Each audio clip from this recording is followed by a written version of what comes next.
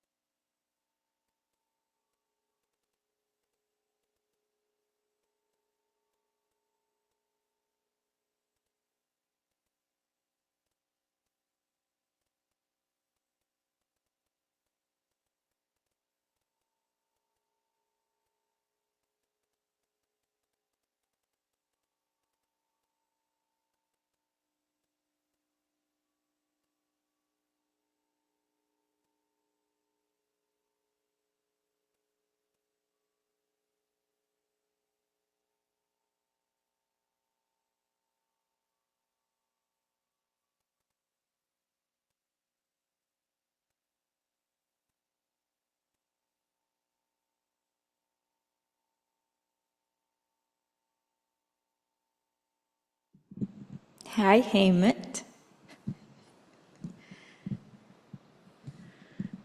I had to get my mic open. Yeah. How are How are you? you? I'm good. Lisa sometimes hard trouble, so Oh man. I zoomed over here and started Zoom so You that we zoomed over and started the Zoom. I like that. so hopefully she'll be joining us so she gets her car situation under control.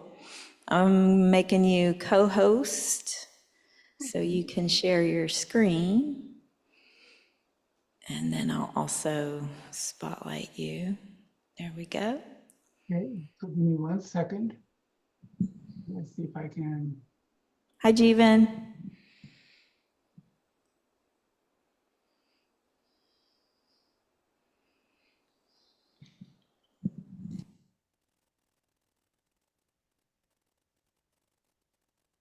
Hi, Jeevan. How are you?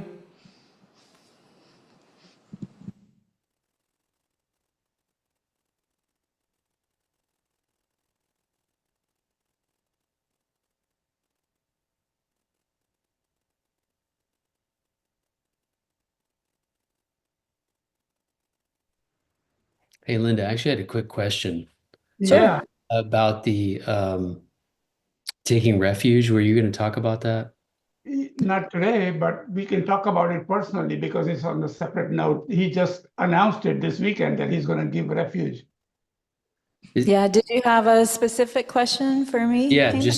just Stephen? if I got the date, but is there any more specific information like on the website or what times they're going to be at? Yeah, so it'll be on Wednesday, June 11th in the evening, from 7 to 8:30. So Okay. during the normal, like Wednesday evening class. And if you go to the calendar, and actually, I think now, I think I did put a, like if you go to just the main website now, you can see there's like a scrolling banner with a picture of like refuge and on Sakadawa, and you can click on that, and that'll take you to the page with all the information. Or you can go to the calendar, which is top right-hand corner, and then go to June 11th, and then click on Refuge Ceremony. And there's a lot of information there, including links to where, Geshe wants folks to kind of read about refuge and, make sure you've kind of thought it through and all that. And of course, if you have any questions, let me know, or Donna, or even Hamit. Hamit's a great resource as well. And, just contact one of us and we'll try to help answer any questions you might have. It's, it's Thank you. perfect timing. It's amazing. Jeevan and I were just talking about refuge. And hi, Rainey. And we were just thinking about it, and he's talking about it. And it's amazing that this came about. It's just like, wow.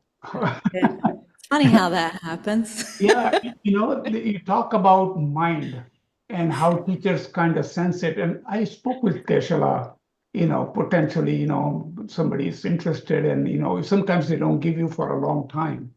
Yeah. This is just like that. He said, happened. Well, he and I have been talking about it for a while.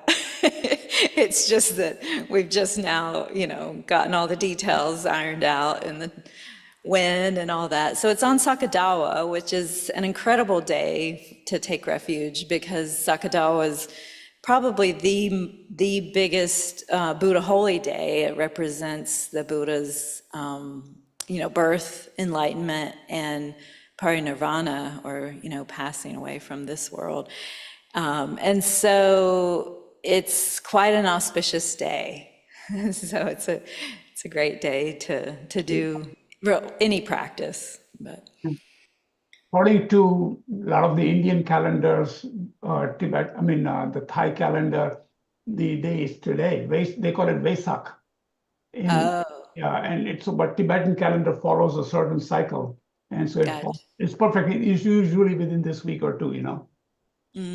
Gotcha. Yeah, and so Geshe does like, when he does offer refuge, he does like to typically hold it on Sakadawa because of that reason, so. Yeah, But you you do, always remember it. and if you do, if you are taking refuge for the first time, you have to register because you receive a refuge name in Tibetan. And so we need to prep that ahead of time and everything. So if you go to that page that I, explained how to get to, there is a place where you can click on, register here. And it'll take you to a different page to register for the refuge ceremony. But yeah, it's Wednesday, June 11th from 7 to 8:30. Although if you're taking refuge for the first time, you'll need to get here about half an hour earlier or so, because we'll make sure you have everything and run through kind of a short orientation. And for those who have already taken refuge, you can actually come and just renew your vows, but you don't have to register. In fact, it's not a matter of not have to. You should not register if you've already taken refuge, but you're welcome to come and encouraged to come. It's a nice chance to just kind of mentally renew your vows that you've taken in the past. Hello, Ben. How are you? Linda, do you know how on Zoom you can get the pictures, the video, for participants on the top instead of on the side?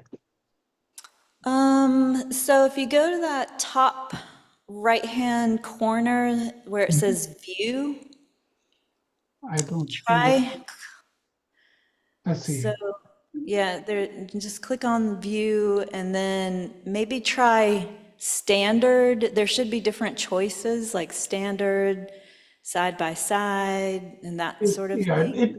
it's okay. This is fine. I just like I feel like when I'm talking with people, I'm looking Yeah, to the side because yeah. my monitor, the slides are here, but the pictures are on the right-hand side of a wide screen. Oh, yeah, I'm yeah. always talking like this, and I'm not looking at the.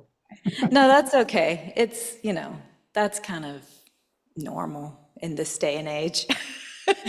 A lot of people have two monitors, so it's okay. Hi, Ben.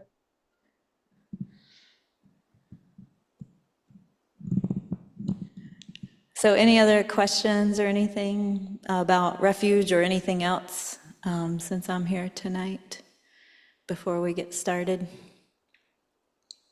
Oh, okay.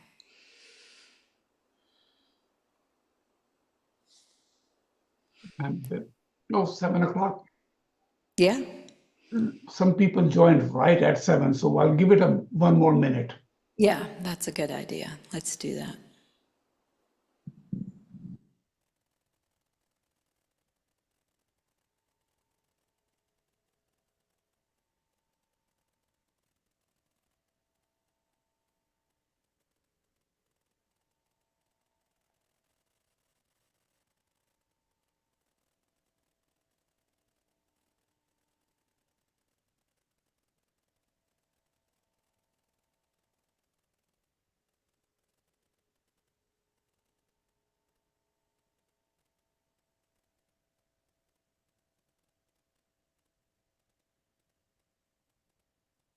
How are you doing, Rainey?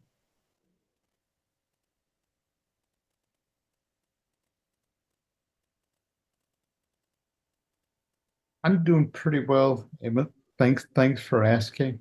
Some heavy rain here at the moment, so my signal might be in and out. And my internet is phasing in and out a little bit. But other than that, I'm doing pretty well.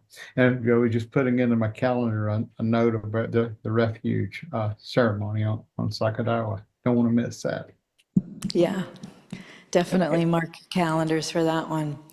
And Rainey, if you need to turn off your video, that's fine. I try to encourage people to keep their videos on during classes, but if there's a reason like you don't have good internet, that's a good reason to have your video off. I just kind of wanted to give you a heads up before I have. Yeah, Like I said, yeah. in rainstorms like this, sometimes things happen.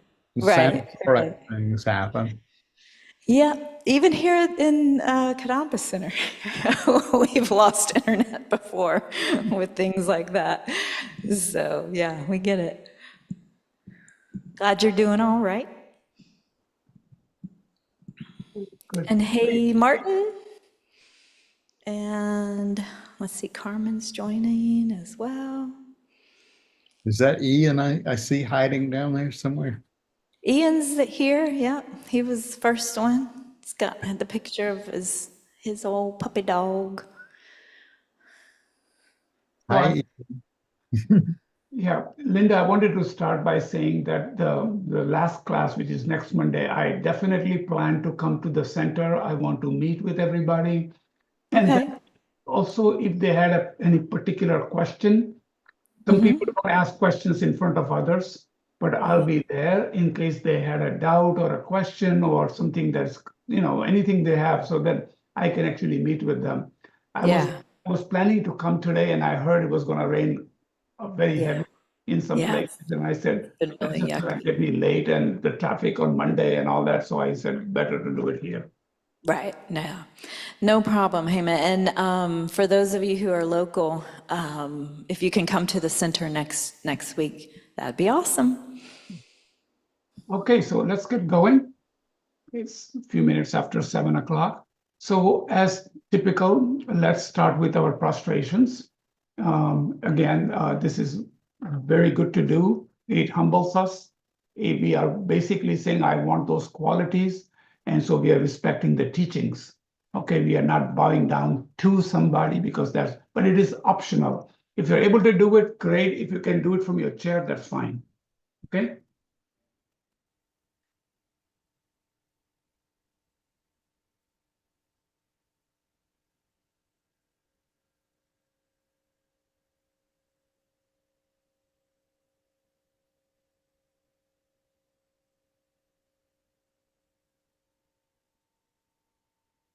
Okay, so let's start by bringing our mind to the class. Everybody has a busy day. Our mind is all over the place. And so let's Jeevan come back and then we'll start. Thank you, Jeevan. So let's just get into a position. Again, I think we all know the main idea behind this is to calm our mind, right, and develop concentration. And so we just want to keep our back straight. Like Geshe-la was saying on Sunday class, like a stack coins. Okay, the legs, obviously, if you're not sitting down, then you can keep your feet flat on the floor. If you're sitting down, you can do what's comfortable in terms of sitting down in a vajra position, they call it. Arms are relaxed, and your right hand is over your left hand, and the thumbs are touching. This allows the energy to flow. Okay, head is slightly tilted, and your jaws and mouth are relaxed. Your tongue is sitting on the top palate behind the teeth. Okay. And then your eyes are, in the beginning, you can close it, but they recommend that you keep it slightly open. And remember, all these positions are for your energy, your mind, relaxed state, so you don't get sweaty, you don't get tight, and you don't bite yourself. All of those little things, right? So you just want to be and scan your body and make sure there's no tension. And then all we are going to do is focus on our breath. We've done this several times. And the reason we focus on the breath is neutral. There is no picture in mind. And what happens is when you start focusing on your breath, and you'll see that as soon as your mind goes there, thoughts will come. And the idea is to say, I'm not going to follow you. Well, thank you for coming, but I'm not going to go after you. I'm going to go back to my breath. And some people like to focus on their nostrils with breath coming in and out. Some people focus on their abdomen. Exhaling and inhaling, your abdomen goes up and down, and people like to focus there. And let's just do that for a minute or so, okay? So let's do that.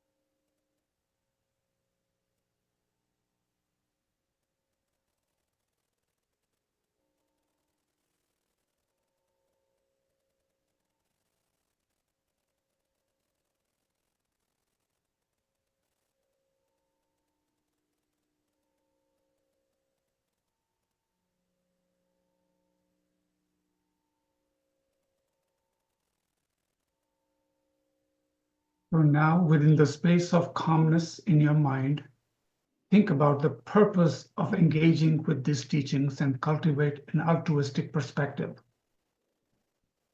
Generate a state of mind that wishes to bring about great benefit and happiness for all beings in the world, not merely for ourselves.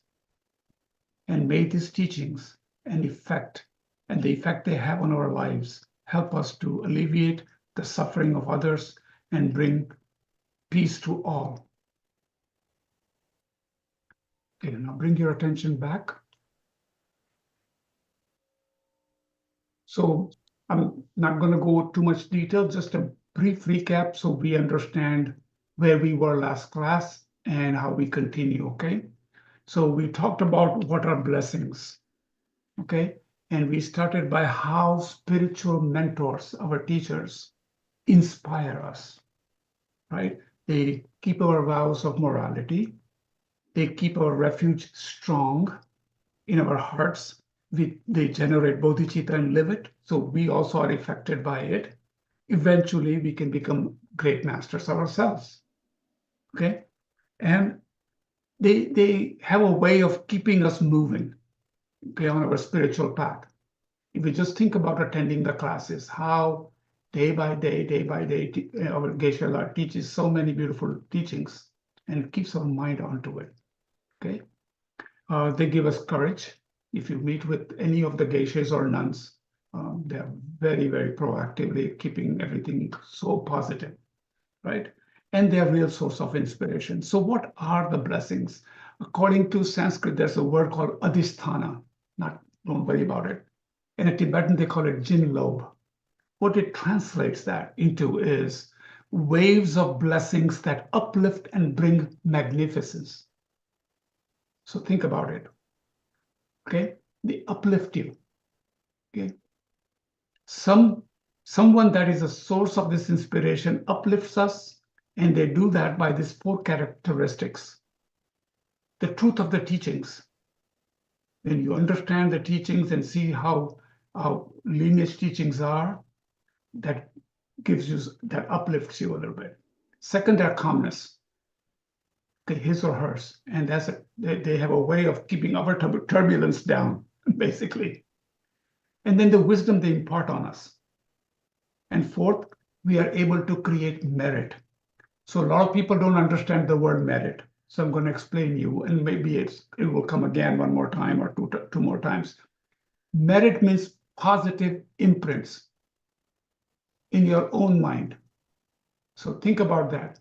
If, as a Buddhist, we know the mind continues moment to moment, moment to moment, it goes on and on and on. If we put positive imprints in our mind, the result is what? Positive outcome, positive rebirth. So that's why when we say help out, do something, or something like, you're creating merit. It's all beneficial for your own mind. Okay, so that's what it is. And then we talked about this analogy. Oops, sorry, jumps again. So this is good. So we talked about an analogy of what a teacher is. So think about the analogy of a sun and some kindling. Okay, the sun would be the potential enlightened mind, akin to that, like a metaphor. A hot sun alone shining cannot burn or put the flames on a kindling. Kindling is our mind. So what we need is a magnifying glass, correct? We need a magnifying glass, and that's your teacher. They are able to take those rays and focus onto that magnifying glass, and now the kindling lights up. Okay, so this is how they inspire us.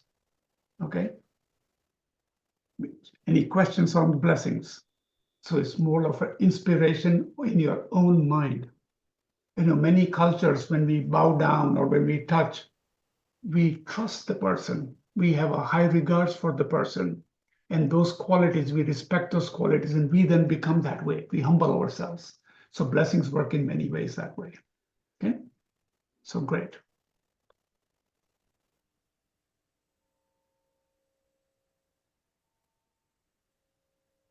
Okay, here you go. So then we talked about the qualities of a disciple. Okay, we need to cultivate these basic qualities of a disciple. The first thing we need to know is that we have a precious human rebirth. Why are we calling it a precious human rebirth? The reason is we have an opportunity right now in this precious life. It is precious because we have met the Dharma. Right? People are living right now. Not everybody, people are doing all kinds of activities right now. But you are involved in trying to learn Dharma. It is precious because you can do something about it. It's also precious, and if you know from your readings, They talk about the 8 leisures and the 10 endowments. And one of the endowments is you're born as a human being. You're born where the Dharma is still alive. You're fortunate that Buddha has given us these teachings. And so there are many things, and also there are some leisures. We have faculties that are working. We have Dharma Center that's teaching. We have brothers and sisters here, Dharma brothers and sisters that you can rely on each other. So when you look at those basic qualities and are actually attending the class or listening to Dharma, then that makes it precious. Why? Because life is, you don't know what is your next rebirth. Yes, no, we don't know. But if you want to continue into a positive side, then this imprints that you create and merits that you create take us forward. So we cultivate this. This is a natural thinking we should have. We need to be open-minded. Right? So you come with an arrogance in mind, and yeah, I've heard all this stuff before, You are shutting down. You may not see a different view. You may not see something that you may not have thought about. So you need to have open mind. Some common sense and intelligence to be able to decipher what is going on using your wisdom mind. You need to have a strong interest in Dharma, right? Something that says, I want to learn this. This is very helpful to me. So then it's meaningful, okay? Appreciation and respect for Dharma and qualified teachers. That's given. Have attentive mind. And then somebody said, that's Chandrakirti said, have an appreciation and respect for Dharma and qualified teachers, have attentive mind. And I think Geshe Potova said, good character and kind heart. So these are some of the basic things that we must have or generate.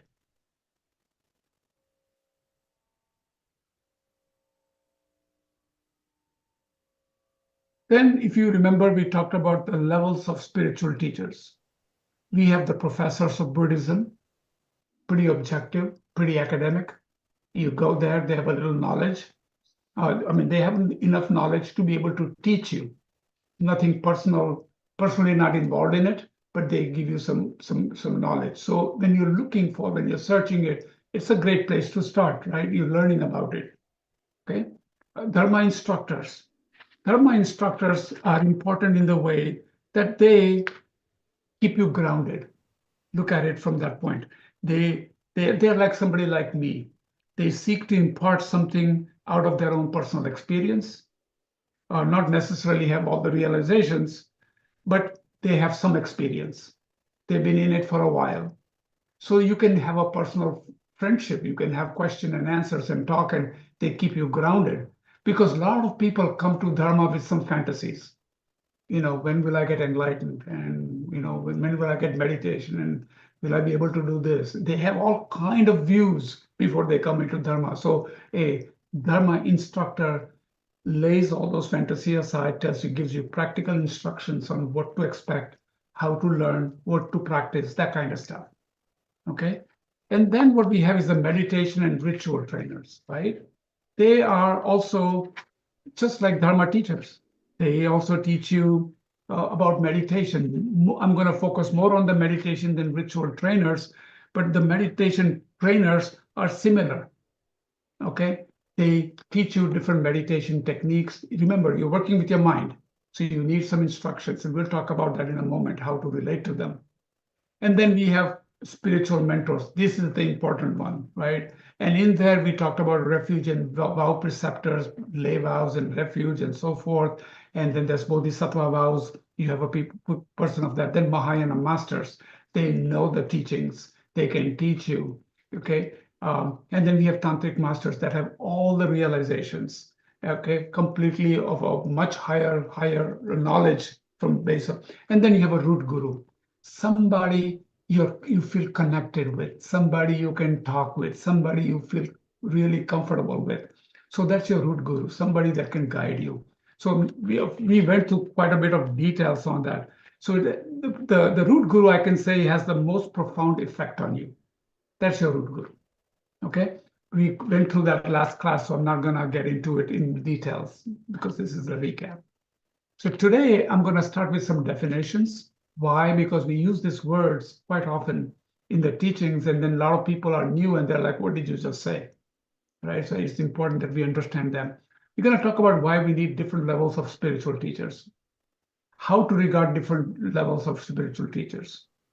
Then we requesting inspiration, the 7-limb prayer. We're going to talk about that. And then relating to one spiritual teacher in thought. Now, I may not get to the relating to one spiritual teacher in thought, depending on how detailed we get into something. And then we have a nice meditation on Shakyamuni Buddha with extensive 7-limb prayer. Okay, so we're going to go to that.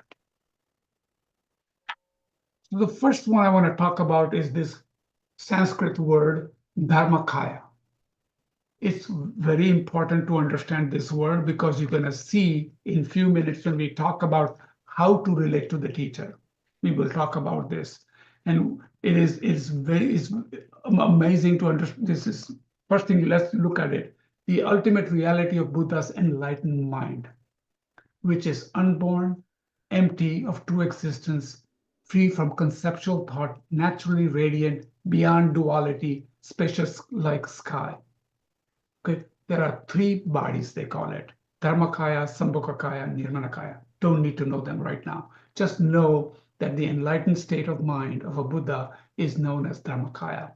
Occasionally, it is synonymous with a form figure they draw in a refuge field on the top called Vajradhara. It is just a Buddha with a Vajra in the hand. It's the primordial Buddha nature. It is the same thing as Dharmakaya. Don't want to get too much into detail, just know that that is the state of mind. Your goal, when you become enlightened, you will become Dharmakaya. So if you can just get to that point, that is more than enough. Okay? Now, we also need to know that in Buddhism, there are different Buddhist traditions. One is called the individual vehicle or Hinayana, most prevalent in India, Sri Lanka, Thailand, Indonesia. And then we are the Mahayana practitioners, which is in Nepal and Tibet and Mongolia and so forth. So that's how it migrated, okay, the teachings. So just need to understand. So when you hear the word literally small or lesser vehicle, that doesn't mean they're not important. They're extremely important also. We need to have this plus the understanding of Mahayana, okay, which is universal vehicle. So understand this. So they call it individual vehicle because the goal of that particular practitioner is individual liberation, moksha in Sanskrit. That sounds like already great. However, it's not the final enlightenment. And if you look at Mahayana, the universal vehicle, the key point is what? To become enlightened to benefit others. So bodhicitta comes into play. Okay, so that's the level. So what happens between this moksha and Mahayana principle of enlightenment? There are still some cognitive and afflictive minor impediments or emotions that are left behind. And the bodhisattvas on their path to enlightenment, they shed all of that. And then they become no more learning or enlightened. So just understand that. That doesn't make it, we don't want to make it sound like somebody is lower than you or better than you or anything like that. It is simply know that that is their intent as individual. So that brings to Mahayana, just like I mentioned, okay? The motivation for following Dharma path is principally their intense wish for all mother sentient beings to be liberated from conditioned existence of samsara and to attain full enlightenment or Buddhahood. Okay, so just understand that. And then we use the word Tathagata sometimes, and Tathagata simply is an epithet. It means literally one who has gone to suchness, means Buddhas. Okay, we see word Tayatha, or that means as it is said, and then Tathagata. So it simply means Buddhas. Then you also hear these 2 accumulations all the time, 2 collections, 2 accumulations. And it says a lot of times in the motivation, in the dedications, may I attain these 2 collections. And I'm like, what the heck what am I collecting, So I thought I'll write it down. So think about it. Also called 2 collections or 2 types of merits. They are the merit of virtue, behavior, mind, which develops the method side, how we function. So you are in a body right now, you're functioning, then there are some virtuous activities of body, speech, and mind we do. Okay, and then so generosity, patience, and morality, and so forth. Okay, and then on the other merit is on the wisdom side, seeing things how they are, removing the ignorance while you're functioning through method side to improve and remove delusions, creating positive merits. You're also slowly removing obscurations and delusions from your mind through understanding sunyata, which you will learn when you get to module number 11 or 12. Okay, so understand that these are the two accumulations. So now let's talk about why we need different levels of spiritual teacher. I was just generally talking about the professors of Buddhism, right? So they serve as a guide. Okay, so in an unfamiliar territory, you're just researching, and you came across, well, I'm learning this, and you see sometimes in Kadampa centers there are students that come there to Kadampa centers simply learning, just observing what do you do and how do you do it, what do you say. There are other faiths that are learning it, so they sometimes go to professors like academia, but they're great. If they may not be personally involved and have refuge and all that, but they can give you some instructions and lay it out as it is historically. So more academics. So we should respect that. Okay, and maybe they can clarify some misconceptions we may have. And then we have a Dharma instructor. So I was, like I mentioned earlier, keep us grounded, but mostly serves as an initial role model, right? Especially in the beginning of the path, they keep us grounded, and it make sure that you're not going somewhere thinking, oh, this is what I will get from it once I become a Buddhist and all this kind of stuff. So removes a lot of the superfluous mindsets we have or fantasies that we have. It talks about, they can tell you what the practice means, what the results will be, how quickly can you get results and not get results. And they may not be highly realized themselves, but they keep us in line and grounded. So provide inspiration. And they have been practicing for a while, so then they're willing to help you. Okay, so that's the main thing. And in meditation, trainers are more like the athletic coach, I would say. When you take gymnastics, you don't want to get hurt. So you can practice few things, you can get limber, but when you start to really do athletics, you need somebody to guide you how to move and how to do the bars and so forth. Otherwise, you can get hurt. You're talking about spiritual athletics here when you're doing meditation.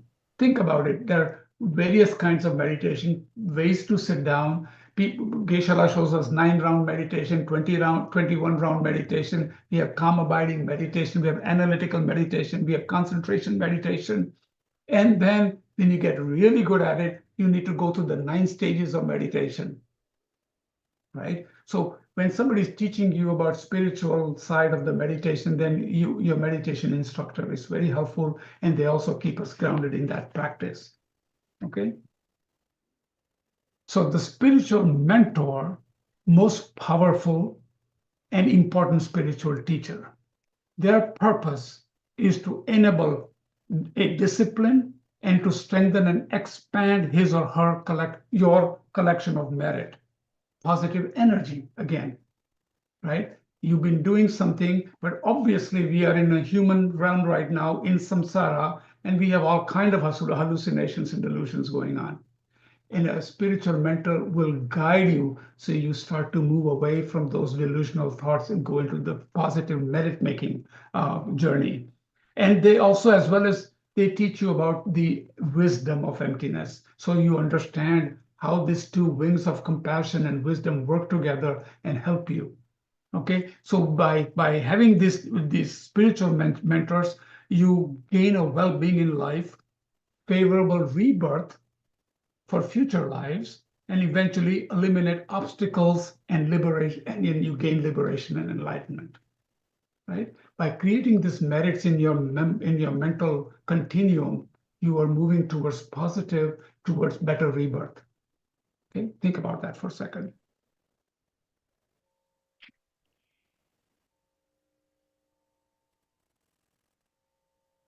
So then, Hey, Mick, can I ask a question real quick? This is Linda. Mhm. So you had mentioned earlier about the root guru being the one that you rely on and meet with and talk with and get advice from. But can you speak to how sometimes our root guru has, has shown the aspect of passing away, and they're no longer here in this world with us? Well, this is why we have what they call devotion to Guru through thought is one thing that I will talk about if we have some time. That's one thing you can do for certain. Their teachings are still alive. Their students are still alive, and you can certainly have that teacher in an image form or in your mind guiding you. If you've learned from them, if they've spoken to you, they are still teaching you. They're still teaching you, and this is why in our tradition, when we say that they found his rebirth, it will continue on. But you look at, think about their students. They are alive and they teach you. So you're learning, basically you're learning the same thing from their teachers. But you can keep them in your thought. Even look at Padmasambhava. There's a whole prayer on calling Guru from afar, right? So you can continue to practice. But you can have a couple of spiritual mentors, but there are some you can relate to very closely. And so sometimes availability is a good thing. And once they're qualified and you know that I can really talk to so-and-so, you'll see that they may have certain nuances about their personality, but their teaching is solid, right? Their teaching is straight right on. If there is a discrepancy in that, then you can clarify, but you can do that. I don't know if I answered you everything, but there's a couple of ways to do that, and we can talk about that more. Yeah, Sure. thank you. Okay, so let's talk about how to regard the different levels of spiritual teachers. So just as there are different levels of spiritual teachers, there are also ways to relate to them and rely on them in different levels. Okay, so because there are different traditions, people there, you may be connected with somebody from another tradition, or you may have a teacher already available here. So let's talk about that. So in terms of a Hinayana teacher, okay, so individual vehicle, say you went to Thailand or you went to Sri Lanka and you found a beautiful, great teacher and you have a relationship with them. Okay, so they are to be seen as an ambassador of the Buddha or emissary. Okay, they representative. They hold qualities similar to Buddha's. You may have close relationship or not, but that's not important. And you still have the necessity to examine, check the prospective teacher thoroughly, their qualities, source of inspiration and blessings. Make sure that they are qualified teachers to be able to work with you. And then so you focus on their qualities and kindness, just like any teacher, and then see them as a representative of Buddha. In Mahayana, it's a little more deeper, and I can tell you why. So here we are concerned with Mahayana teachings on getting bodhicitta and getting enlightenment. That's our goal. So Mahayana is rooted in what's known as the principle of Dharmakaya, the truth body of Buddha. You just saw the definition of Dharmakaya. So I won't get too much into the weeds, but I will, generally speaking, look at it this way. We all say you have a potential to become a Buddha. You have a Buddha nature. It's simply because of karma and your karma, basically your activity. We are circling into samsara. When you remove those delusions, when you remove those ignorance, you become Buddha yourself, which is a state of Dharmakaya, enlightened mind. Okay? What is important to know that Buddha, this Dharmakaya mind, Buddhas are many places, including your teacher. So it works from that angle. So they have realized, or they are on their path. They may not be completely realized, but their mind is much more advanced than you and I, for example. And if they're teaching you, it is coming from that source like a Buddha is teaching you. So think about that a little tightly, okay? because this is where duality, we think of a person sitting there and talking. They may not speak perfect English. They may look a certain way. They walk a certain way, and our mind focuses on that stuff. But now go to the teaching. If they are teaching you, you are impacted by their teaching. You see the truth. You've seen all the qualities of a teacher in them, pacified, subdued. They understand wisdom. They're compassionate. When you start to see that, and they're teaching you the lineage teachings, then the Mahayana way of looking at it is that there's a Buddha sitting in front of you. His teaching is coming directly from Buddha, just like that magnifying glass that flames the kindling. Okay, Buddha right now, traditionally you can think about Buddha somewhere in the space somewhere. There are many of them, but as somebody that has taken the effort to take birth and is teaching you through that is the way to look at it for our perspective. So think of a transcendental consciousness or a mind of Buddha. View your Mahayana spiritual teacher as a vessel or a conduit for expression of the Dharmakaya. So it enables the enlightened mind to express itself in the form of teachings. And I'm not saying that this is not to say that all Mahayana spiritual mentors are realized Buddhas, okay? There's a fine line.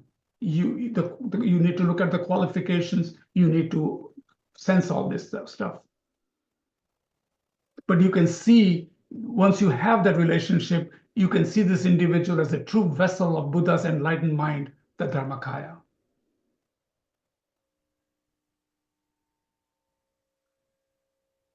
Okay, so this takes a little bit of thinking. So first you need to understand what is the Buddha nature, and you just went through mind and its potential and how it's clear, it's knowing, and when you remove all the junk from our karmic seeds and remove ignorance, you gain the state of Buddha nature. You become Buddha, right? Your mind is completely omniscient at that point. In that line of thinking, your teachers is way ahead of us. Our teachers are way ahead of us, right? In many ways. And if they're teaching you from that, that's how Buddhas work. There are many Buddhas. You're not just our potential. Think of each and every one of us have a potential to become a Buddha. So think about our teachers, how they come to help you. And it's amazing. You check it out. When the time is right, the doors will open. They're right in front of you. They will start to help you. That is their nature. And then they teach you. Okay, so that's one way of looking from Mahayana perspective. Okay. So then when you look at the tantric spiritual master, it gets even deeper. Okay. In tantric, I'm not going to go into detail because many of us are not, don't have initiations and all that, but enough to give you some knowledge. In Tantra, you see your teacher as a Buddha, period. Right there. That's how you view your teacher. It's an insight. The tantric practice is what they call resultant practice. So you take your Buddha nature and you practice as if you were Buddha now, right? And there's a whole practice. It's very difficult to do, but once you get it, you are getting in touch with your Buddha nature quickly and through guidance from your teacher. So you see Buddha and teacher as one, and that teachings come to you. You then develop your Buddha nature and you function. So in Tantra, when you go from Mahayana, when you've learned sutras, when you've learned all the Lamrim, and when you are ready, the teacher will move you into practicing higher trainings, and you will enter the teaching of Vajrayana or Tantrayana. Okay? So the logic of it is that you need to understand emptiness first, how emptiness is, how it functions, what is it, and then when you understand how this mind removes ignorance, sees things, reality as it is, and then when you see your teacher and you understand the Dharmakaya nature of your teacher, you will understand that this is how the teachings are coming to you, and it impacts your learning. Very powerful, very difficult to do. So right now what happens to us is we have imputations. We put a name on something, a label on something, and we see that's what it is. So we have a dualistic mind. But when this mind sees the larger phenomena, a mind that is a little more realized, then you see the connections very quickly. You understand what it is. Okay? So just an understanding. So let's see.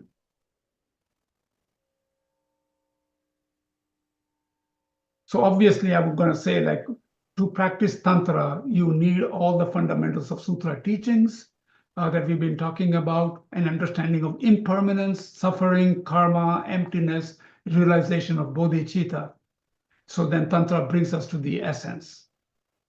And seeing the Guru as a Buddha is very clearly, simply rooted in the ways things are in reality. And there is something very special about it.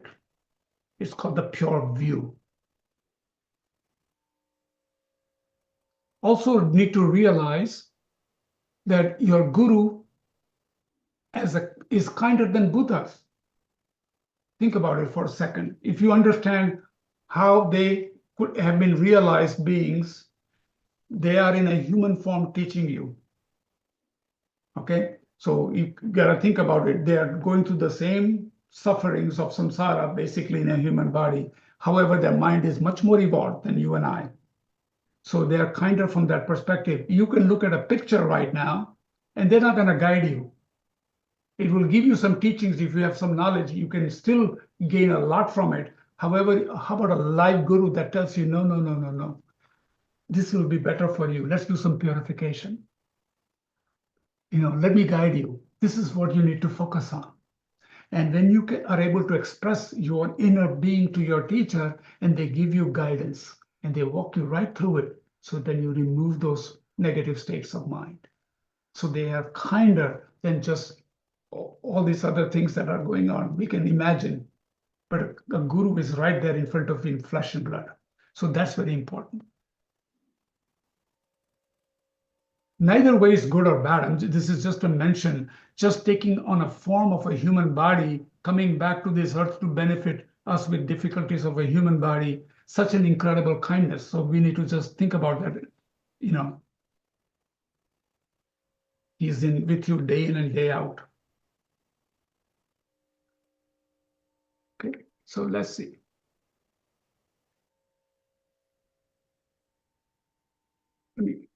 Good, 7:42, so we have some time. So this is requesting inspiration through 7-limb prayer. So in our Dharma practice, we want to sow positive seeds in our mind. And we want to receive blessings, inspirations in our minds from our spiritual teachers, so they can help us to inspire us on the path, right? Naturally. So just like in a garden, we need to prepare the soil of our mind so that when we plant many positive karmic seeds, they will grow and blossom, correct? So this is what the 7-limb prayer will do for us, okay? So they constitute this meditative process, and you go through gradual process of essential steps of purification and generating merits, positive imprints. This is to help us prepare our mind at the beginning, along the path, somewhere in the middle, and at the end. It continuously keeps us afloat in this grounded way, this particular practice. Oops, sorry. So let's go through this. So we've heard it when you go to attend a class, they will say, they do it in Tibetan or in English. I reverently prostrate with my body, speech, and mind. I present clouds of all things actual and imagined. I declare all my negative, actions are created from the beginner's times, and I rejoice in the merits of all holy and ordinary beings. Please remain until the end of cyclic existence and turn the wheel of Dharma. And I dedicate my merits to all sentient beings. So when we say those things, now we're going to talk about that a little bit. So this is inspiring us, and this is giving these prayers to our teachers. So this is the first one, prostrating. One aspect of trust, openness, is actually lowering our heads and overcoming our arrogance and pride. If on one hand we want to receive blessings from our spiritual teachers, yet on another hand we approach with some arrogance, with an attitude, I know so much, I am a spiritual guy, I'm a learned person, it's like a closed door. So you need to open that. So you need to become humble. If the openness is simply not there, nor do we exhibit any ability to accept a gift of something that we do not have yet, like greater wisdom, understanding, compassion. So the way to allow that to come, allow the teachings to flow, is to then start with a little humbling ourselves by prostration. That's the first step. Okay, so next step is offerings. So just think about it. If you wanted something from somebody, if we visit somebody, we take something, don't we? We give something in order to receive something. But believe me, for practicing with spiritual masters, material offerings are in fact the least important among these. What is important to the teacher? That we offer our teacher our own practice. So when we practice, teachers are more happy that you are on the right, correct path. That is more important. Obviously, we want to show respect, and we can take flowers, we can offer some gifts and things like that. All good.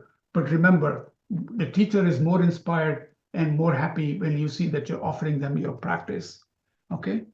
So that's that. The third thing we talk about is confessing. We carry so much anxiety, burdens in our head. Okay? Yeah.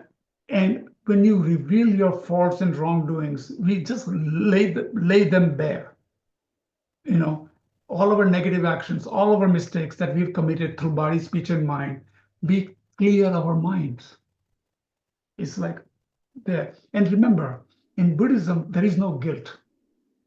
You regret that you've done something because it would have a negative impact on your imprint, on those merit-making mind, right? So you want to create positive. But you don't, guilt is still egotistical. Oh, poor me, look at me, I did this, oh, I'm horrible. No, it's gone. You move forward. Okay, so that's one thing in very good. So confession kind of does that, it clears that. We clear ourselves of the burden.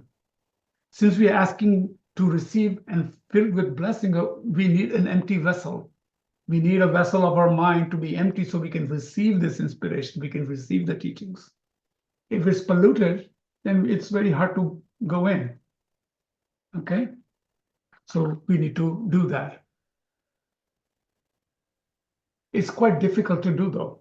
I have a note here. I'm just looking at my notes. I wanted to make sure I wrote it down, that it's easy to say these things, but it's sometimes difficult to do. But it's very humbling if you do it. Okay.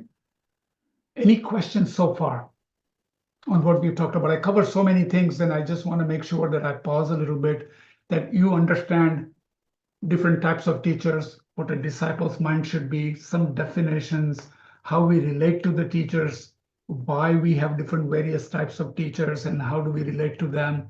And then we offer these prayers. Why? To make our mind positive, to keep on receiving the blessings, to receive inspiration and continue to grow.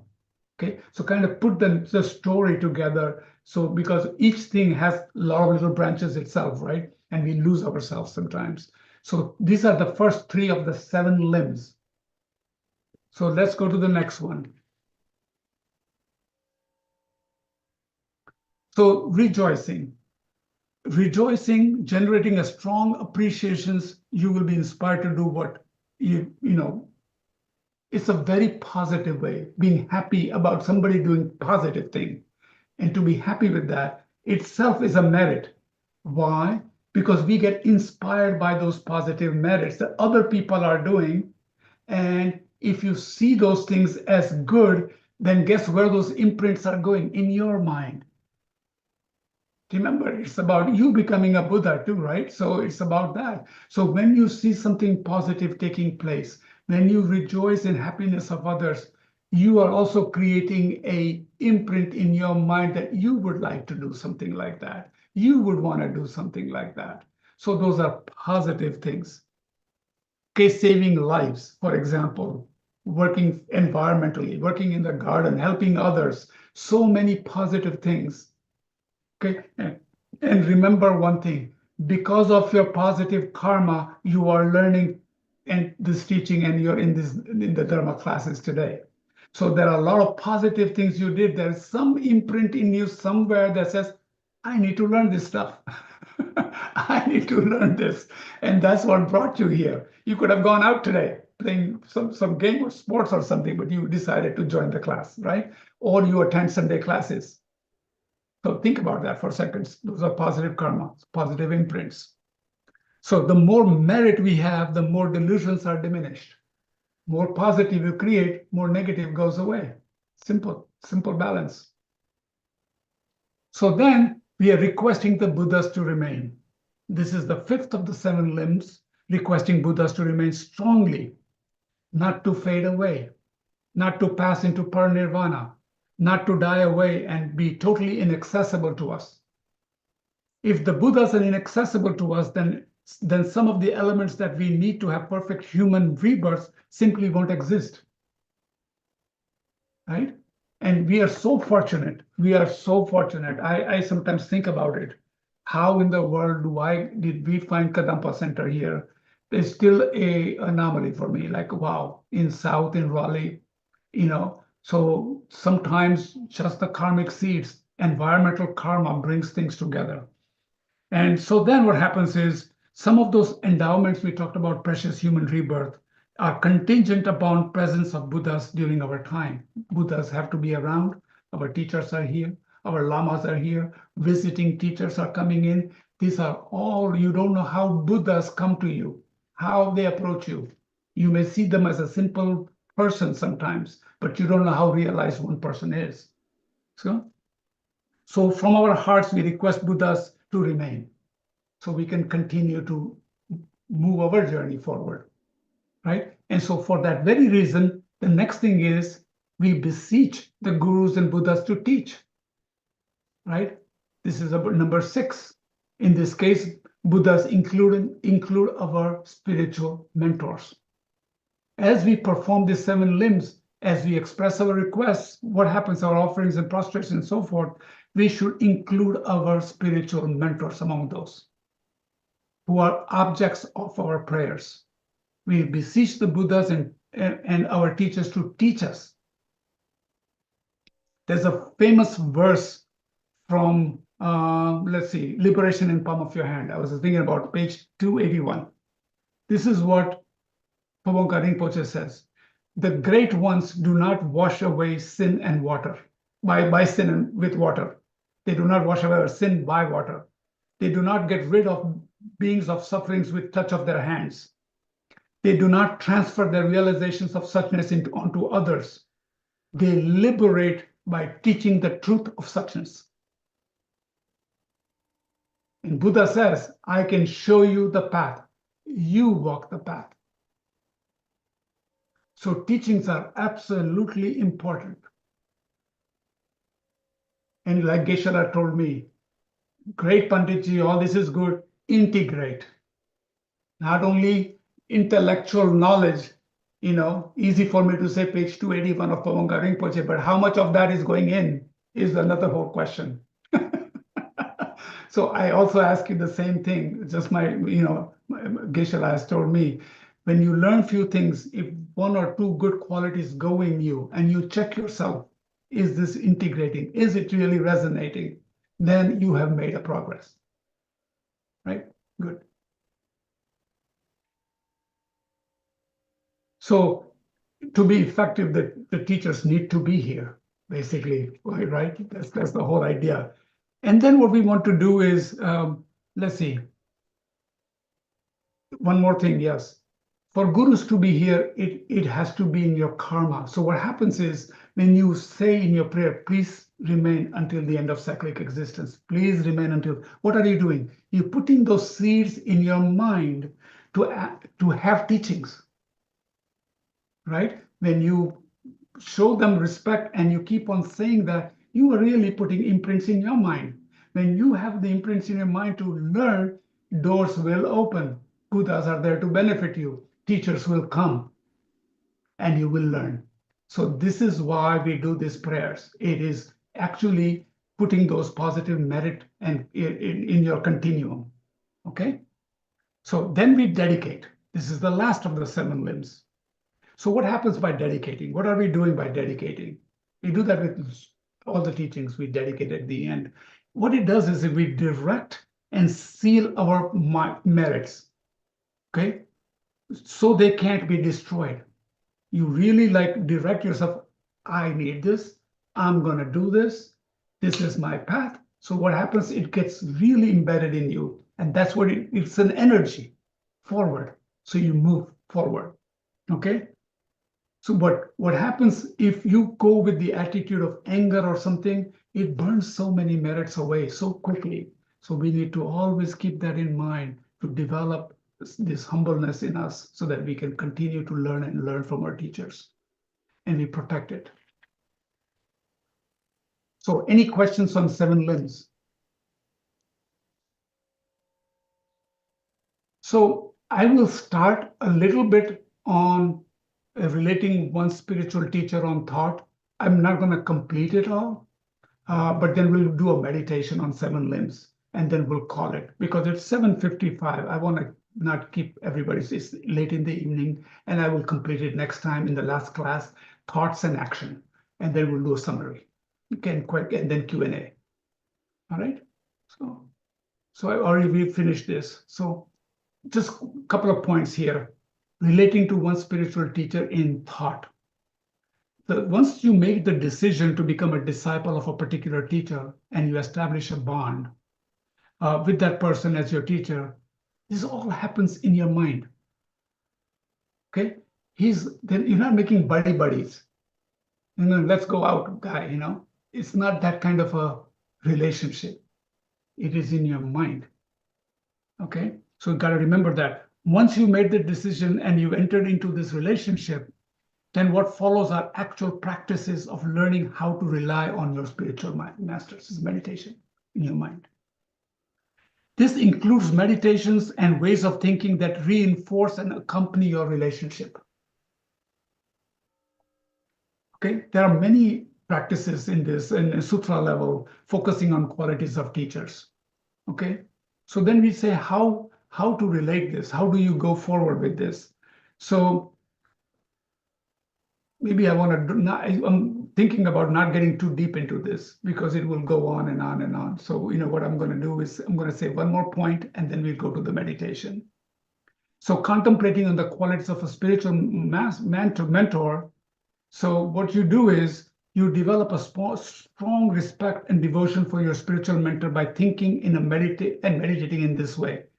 This step, relying on the teacher in thought, is common to all levels of reliance on teacher.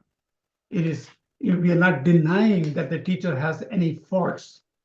Okay, whenever they're in human birth, this is a little analogy. For example, a lot of people will get everything positive, but they'll focus on one thing that they don't like. It's like looking from a window, a person walking by, but you only see from waist up. And you know that they have feet. But what are you focused? When you visualize, you see just the half the body. So you only focus on that.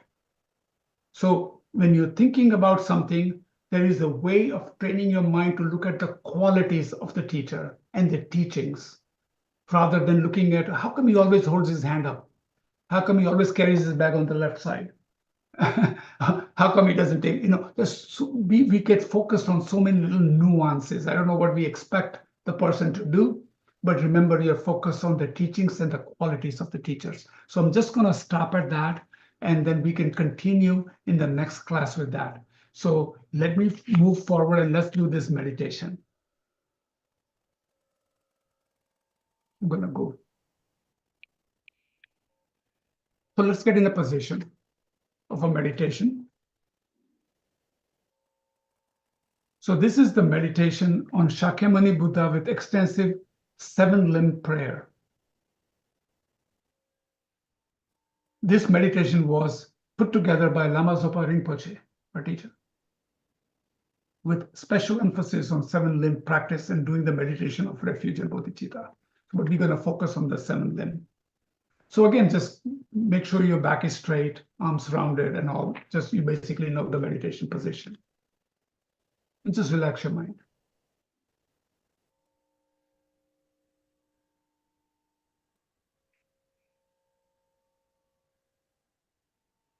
Now visualizing in the space before us on a golden throne, supported by snow lions, seated on lotus, a radiant sun and moon disk is Shakyamuni Buddha, the source of the sun of Dharma, S-U-N, sun.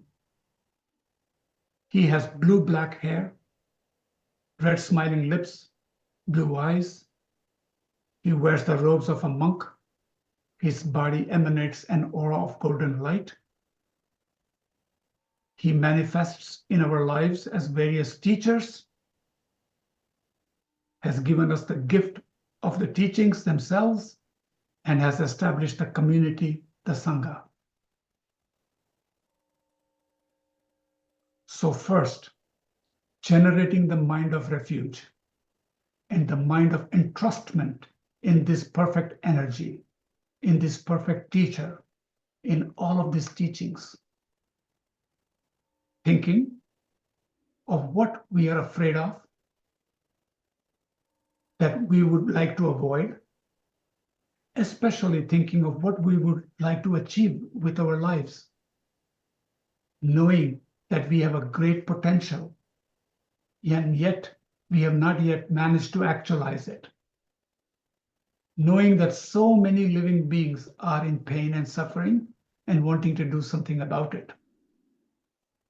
So turning to Shakyamuni Buddha, the essence of all our teachers and the teachings, and completely entrusting ourselves under his care, his guidance, and his protection, and seeking his blessings, we recite this refuge prayer in short.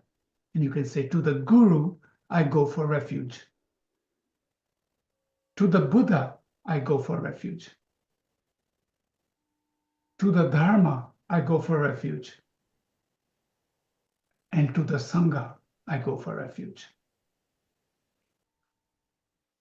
Then we think of the immeasurables, and we say, think, may all beings have happiness in the causes of happiness. That generates love. May all beings be free from suffering and the causes of suffering. Happiness, compassion. May all beings never be separated from happiness, supreme joy, and that is free from suffering. And may all sentient beings abide in equanimity, free from attachment from those they hold close and aversion from those they keep distant.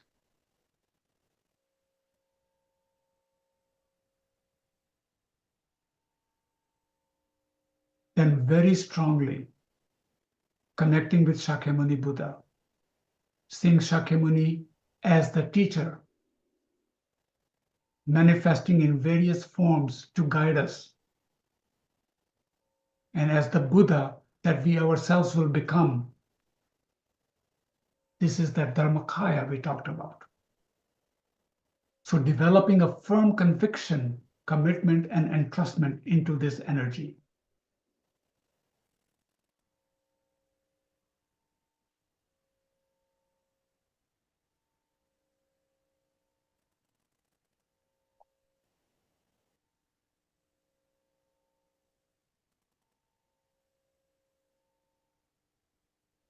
So we'll start with the first limb, prostrations. This is the first of the 7 limbs, identifying clearly a quality of that enlightened mind that we ourselves wish to achieve, and mentally prostrating with our body, speech, and mind, with the wish to achieve that quality ourselves.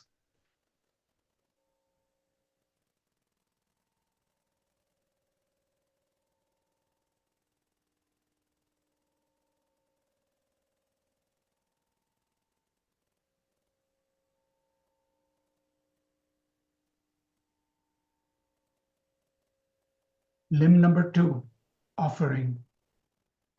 So thinking to ourselves, what would I give for enlightenment?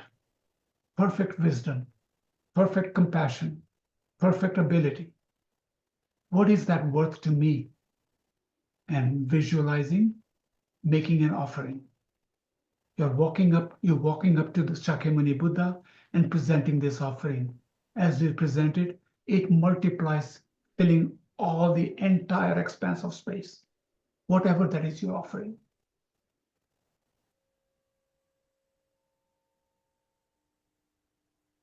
Shakyamuni Buddha is extremely pleased and accepts this offering. His mind experiences great bliss. All the offerings that we've made absorb into his heart.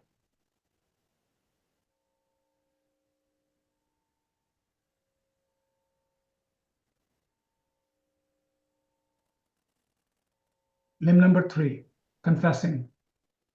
Then, thinking of the actions that we have done, mistakes that we have made, and before Shakyamuni Buddha, openly confessing them and admitting them as mistakes. Maybe it was a harsh word, an unkind look. Maybe it was not giving when we were asked, generating regret in the mind for the mistakes that we've made, and resolve that the next time I'll do it differently.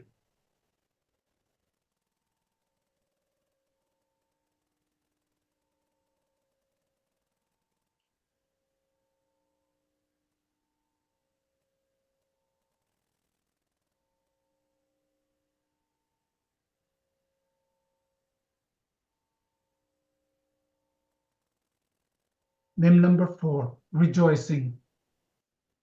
Then, rejoicing in the goodness of ourselves, in the effort that we are making right now, and that we must have made in the past to have these conditions.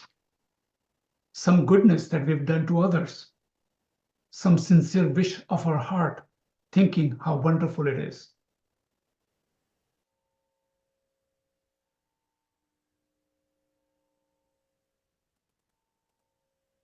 Now expanding that rejoicing to include others around us, holy beings, ordinary beings, thinking of all the good things that are done in the world, how wonderful it is.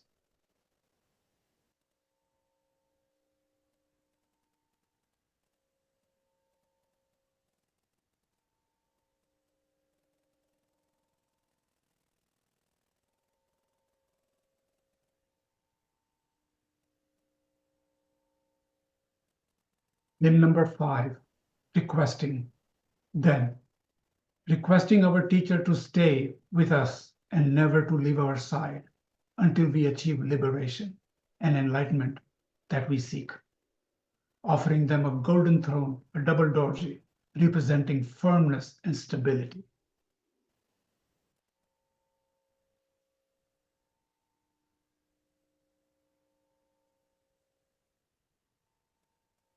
And now we request teachings from them. Number 6, and from the depths of our heart, requesting them to give us blessings, to teach us what we need to know this very day. Imagine that Shakyamuni Buddha receives this request and promises to teach.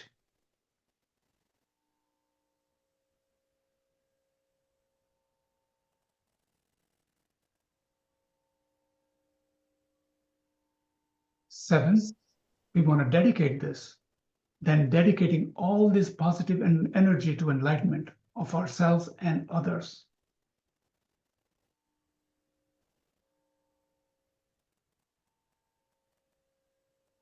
The final great offering is called mandala offering. Now think about this, visualizing the world as we wish that it were, with clean air, clean waters, everything made of light and luminous, beautiful flowers, fragrances everywhere, everything beautiful to see, to hear, to smell, to taste, to touch, and to think about. A perfect world that we ourselves wish to quickly bring about. And visualizing that we are holding it in our hands, but that it reflects the entire universe. And then approaching Shakyamuni Buddha from our hearts, we make this offering. And we say, this ground anointed with perfume, strewn with flowers, adorned with Mount Meru, the 4 continents, the sun and the moon. I imagine this as a Buddha field and offer it. May all living beings enjoy this pure land. And we end by saying, Idam Guru Ratna Mandalakam Niryatayami. Sanskrit words, it means this. It means I sent forth this mandala to you, precious Guru. Then it is said while making requests that it is very helpful to imagine that we are holding the feet of our teacher, and with great longing and devotion in our hearts, then we make the following request. The Dharmakaya or Guru Vajradhara, the primordial Buddha, who encompasses all three objects of refuge, taking the form of a virtuous friend in whatever way subdues, and granting common and sublime realizations, to you, kind Guru, I make request.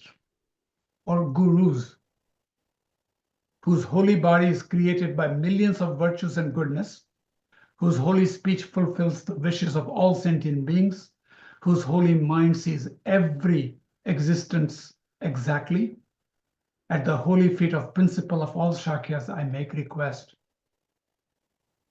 By making offerings and requesting with devotion to the highest sublime field of merit, you who are the sole source of all my happiness and goodness, please grant me blessings and guide me with your pleased holy mind.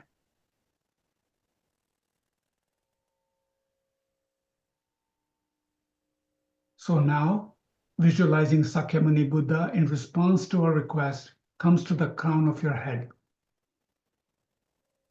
Then as we recite the Shakyamuni mantra, Tayatha Om Mune Mune Maha Mune Soha, visualize that streams of white nectar and light pour forth from Shakyamuni Buddha's body and mind, purifying us of all negativities, mental veils, suffering, diseases.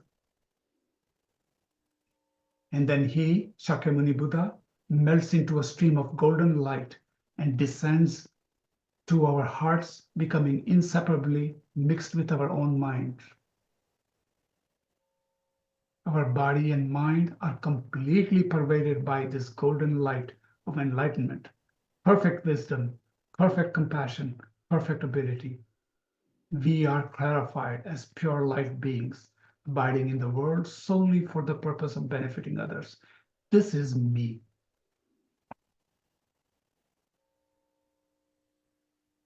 So we'll dedicate now, before ending the class.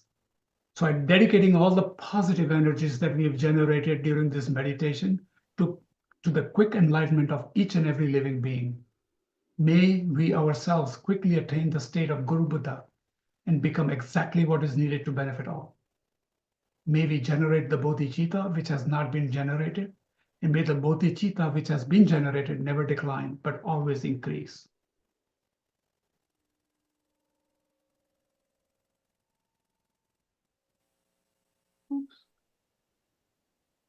Okay. To bring your mind back for the class. So we did Shakyamuni Buddha because he's the teacher. You can always have your teacher there also, your spiritual mentor, okay? So if you have, for example, Lama Zopa Rinpoche could be sitting there, same thing, just enlightened beings. But that's how they can work with you in your mind, and you do the best you can. Remember, who's benefiting here? Who's profiting here? You. Positive mind, calm mind, thinking of big offerings, everything. Remember, your Buddha mind also is capturing that imprint, and the teachings will continue to come. And that is a positive merit for your continuum. So thank you for today. In next class, we'll kind of finish devotion through thought and action, and we'll summarize in some Q&A, okay? And we'll do a little meditation. I'm here if you have any questions. Thank you, Heyman. And don't forget, if you are local, try to make it to the center next week, since Heyman will be here. And next week is the last class, and then we'll take a break for Memorial Day, and then we'll start up again. And I just have blanked on the topic that's next, but stay tuned. All right, thanks, everyone. We'll see you next time. Thank you, Heyman. Thank you so much. Thank you, guys. Excuse me, Hammett, before we go, Yeah, I just want to say I'm sorry, but I'm not going to be able to make it next week. okay. But I have really enjoyed these classes. Yeah, and Martin, I think, you Yep. know, we can always talk on the phone, and I can, Okay. you can quickly, and I need to respond back to you anyway, so we can, I think it would be nice to have a chat on the phone sometime.